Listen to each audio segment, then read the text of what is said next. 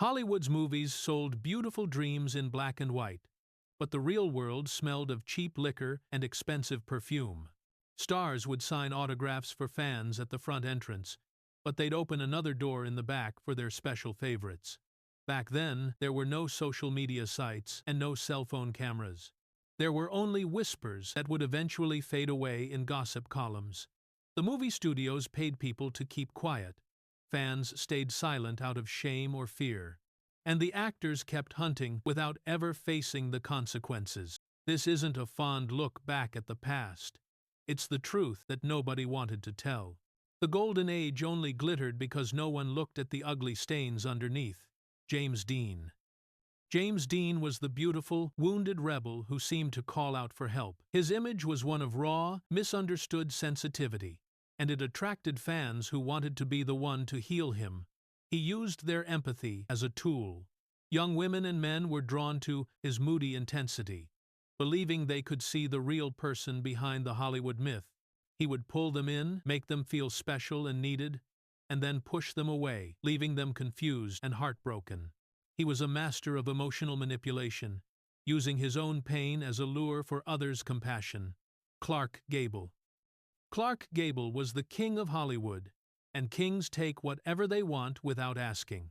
After he starred in Time's Gone with the Wind, his fame was bigger than ever, and so were his opportunities with women who would do anything just to be near him.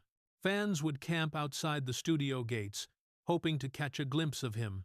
He would simply pick out the prettiest one, give her a little wink, and his assistant would take care of the rest. Quiet invitation would arrive. Mr. Gable would like to meet you in private. Very few people said no. His reputation for chasing women was so well known that his great love, the actress Carole Lombard, even hired spies to follow him when he was working on location. It never did any good. When he was far from Hollywood, Gable would throw parties with the local women and extras, who were all dazzled by his famous mustache. Joan Crawford once said that he was the best lover she'd ever had, and she had first met him as just a fan of his movies. The pattern was always the same: admiration, seduction, and then abandonment. When Loretta Young got pregnant while filming Time's The Call of the Wild*, the studio sent her away to Europe until the baby was born, who was later adopted. That's how Hollywood protected its kings. Bing Crosby. Bing Crosby sold the image of the perfect father in his Christmas movies, but the reality was a cold and cruel world of control. His smooth voice attracted millions of fans who dreamed of having him sing to them, and many of them got private meetings after his radio shows. Admirers would come to the studio pretending they wanted a chance to sing with him. Bing would listen, tell them they had talent, and then invite them to discuss their career in private. But the romance only lasted until he got what he wanted. His marriage to the actress Dixie Lee was a fake that everyone in Hollywood knew about. Dixie drank heavily to forget his constant cheating, while Bing just kept adding more women to his list. The chorus girls from his musicals were easy targets. When he went on tour, in every city, he would pick a fan to have dinner with. His own sons later spoke about the abuse they suffered at home. Crosby used his image as a devout Catholic as the perfect shield. His second wife, Kathryn Grant, was only 23 when they married. He was 54. The pattern never changed. He just made it legal with a wedding ring. Marlon Brando. Marlon Brando was a force of nature. His raw, primal sexuality on screen was only a preview of the chaotic energy he unleashed in private. He was a brilliant actor, but a destructive man, drawn to vulnerability the way a moth is drawn to a flame. Fans and young actresses were captivated by his intensity, believing they could handle his darkness. But Brando was a black hole of need, consuming the affection of others and offering only unpredictability and emotional wreckage in return. He used his immense power not just to bed women, but to break them, leaving behind a legacy as complicated and troubled as the man himself. Cary Grant. Cary Grant represented British elegance, repackaged for American audiences. But behind that polished surface was a man obsessed with being in control. Fans adored him for his sophistication, never realizing that his charm was a carefully calculated weapon. At Hollywood parties, Grant would pick out an admirer with the same precision he used to choose his suits. He'd take them to fancy dinners, talk about art and foreign films, and make them feel special and cultured. By the end of the night, they were convinced they had found the perfect man. His 5 failed marriages should have been a warning, but fans always believed they would be the one exception. His marriage to Barbara Hutton lasted less than a year. Betsy Drake stayed with him longer, until she discovered he was experimenting with LSD and was using her as a test subject in his therapy sessions. Fans who got close to him found a paranoid man who recorded conversations. Grant died at 82, completely alone, after spending a lifetime pretending to be someone he never really was, Warren Beatty. Warren Beatty arrived a little later, but he perfected the game. His image was the cool, intelligent, and impossibly handsome leading man. His weapon was a relentless, focused charm.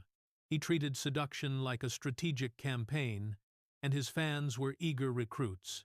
It was an open secret in Hollywood that Beatty kept a legendary black book, and that his conquests numbered in the thousands.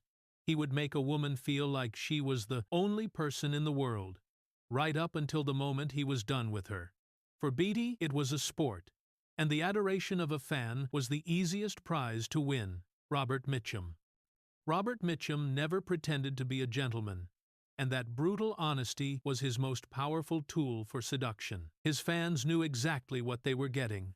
One wild night, no promises, and no phone call the next day. Strangely, that made him even more desirable. After his arrest for marijuana possession in 1948, his bad boy reputation was set in stone. Admirers lined up for a chance to taste the danger. Mitchum would greet them with cheap whiskey, couldn't care less attitude, and it worked every single time. During film shoots on location, Mitchum would turn small towns into his personal hunting grounds. Local girls had never met a real movie star before, and he took full advantage of that. In smoky bars, he'd share drinks with waitresses, tell exaggerated stories about Hollywood, and then take them. By morning, film crew was already packing up to head to the next town. His wife, Dorothy, stayed married to him for 57 years. Not out of love, but out of resignation. Mitchum openly bragged about his affairs. Even in the 1,970 seconds, he still attracted women who were chasing one of the last old-school predators. He died in 1997, leaving behind a legacy of brilliant performances and a long trail of broken hearts. Did that arrest ruin his career? Not at all. Frank Sinatra. Frank Sinatra was the chairman of the board, a man whose voice could sound like a tender confession one moment and whose temper could explode the next. His power was magnetic and terrifying. Fans were drawn to his vulnerability in songs, but in person, he was a predator who used his fame and connections to get whatever he wanted. He had a roster of beauties, but he also had a taste for ordinary fans who could be wined, dined. Being with Sinatra made a woman feel important, but that feeling was as fleeting as his attention. He was a king who ruled with a velvet glove and an iron fist, leaving behind a trail of broken hearts and whispered stories. Humphrey Bogart. Humphrey Bogart was the perfect anti-hero, and that cynical toughness attracted women who wanted to tame the wild wolf. His first 3 marriages were disasters fueled by alcohol and ego, but fans still believed they could be the one to change him. In Hollywood bars, Bogart would drink until sunrise, surrounded by young, hopeful actresses competing for his attention. He would listen to them complain about their stalled careers, offer some advice, and then invite them to continue the conversation in private. Very few would turn down the chance to be with the man from Time's Casablanca *. Lauren Bacall was only 19 when she met him on the set of Time's To Have and Have Not. He was 44 and married at the time. The press sold their story as a fairy tale romance, but the reality was different. But not because he stopped drinking or chasing other women. Extras from his films reported that he made inappropriate comments, but the studio looked the other way because he was Bogart. He died of cancer in 1957, his body destroyed by years of cigars and whiskey. His tough guy image remained spotless. No one ever mentioned the women he left behind. Errol Flynn. Errol Flynn didn't just play a swashbuckling hero on screen, he lived like one off it. His public persona was that of a charming adventurer, and he used it to lure countless women into his world of wild parties on his yacht. Fans and starstruck teenagers were drawn to his reckless energy, believing a night with him was the ultimate thrill. He saw them as trophies, conquests to be won. His reputation was so notorious that the phrase, "in like Flynn," was coined to describe an effortless romantic success. He offered danger and excitement, and for many young admirers, that was an irresistible combination. Rita Hayworth. Rita Hayworth was the love goddess of the 1,940 seconds, but she hated the character that Hollywood had built for her. "Men go to bed with Gilda," she once said, "and wake up with me." That single sentence, male fans worshipped her as a fantasy, while she desperately searched for someone who could see the real woman, Margarita Cancino. That desperation made her vulnerable to anyone who promised her real love. Each of her husbands was worse than the last, and between marriages, Rita had encounters with fans who adored her. Her pattern of destructive relationships began early with her father, who exploited her in their dance act when she was just a teenager. The rumors about their relationship were never proven, but they shaped the way she connected with men for the rest of her life. Orson Welles used her intelligence. Prince Ali Khan displayed her like a trophy. Dick Haymes drained her financially. In luxury hotels and borrowed apartments, Rita would drown her sorrows in alcohol, in the arms of strangers who would later brag about it. Alzheimer's disease stole her memory decades before her death. The famous red hair and the seductive smile were just armor. Underneath it all was a broken woman, giving away her body in a search for love, and finding only empty admiration. Jean Harlow. Jean Harlow was the original platinum blonde, the model for all who came after her. Her image as a sex symbol drew crowds of male fans who lined up for autographs with less than innocent intentions. She learned early on that Hollywood rewarded a woman who was available more than it rewarded her talent. Her mother, Jean Harlow Sr., managed her career with a cold cruelty, pushing her into situations where powerful studio executives could have access to her. The fans who harassed her in public were just an extension of what she had to endure privately in the offices of MGM. At least with the fans, she had some choice. With the executives, not so much. Her 3 marriages were public disasters that fed her followers morbid curiosity. Paul Byrne, an MGM executive, killed himself just 2 months after marrying her, with rumors that he couldn't consummate the marriage lingering for decades. Her second husband, Harold Rawson, would show her off at parties, sharing her with half of Hollywood, where Harlow would drink to forget the person she had become. Male fans lucky enough to attend such events would later brag about meeting Jean Harlow. She smiled for the cameras and cried in private. Her third marriage lasted less than a year before tragedy struck again. Harlow died at only 26 from kidney failure, her body destroyed by years of abuse, alcohol, and despair. Gary Cooper. Gary Cooper was the quiet cowboy who made fans swoon with his height and what seemed like shyness. That modesty was all part of the act. In private, Cooper was a careful hunter who knew exactly what to say to make a woman feel at ease. Admirers would approach him, expecting the soft-spoken man they saw in his films, and he would play that role perfectly. He'd invite them to quiet dinners, he would listen more than he would talk, and when he finally made his move, they believed it had been their own idea. His charm was a trap, backed by decades of practice. His affair with Patricia Neal while filming The Fountainhead destroyed both of their marriages. Patricia was 23, he was 47, and married to Veronica Balfe. When Patricia became pregnant, Cooper pressured her to end the pregnancy, a decision that haunted her for the rest of her life. But she was just one of many. Clara Bow, Marlene Dietrich, Grace Kelly, they all fell under the cowboy's spell. Ordinary fans stood no chance against his refined technique. Cooper kept a mental list of who had been with whom, information that served him well in the tricky world of Hollywood politics. He died of cancer in 1961, just days after receiving an honorary Oscar. The industry mourned its American hero, while the women he had used stayed silent. Gene Kelly.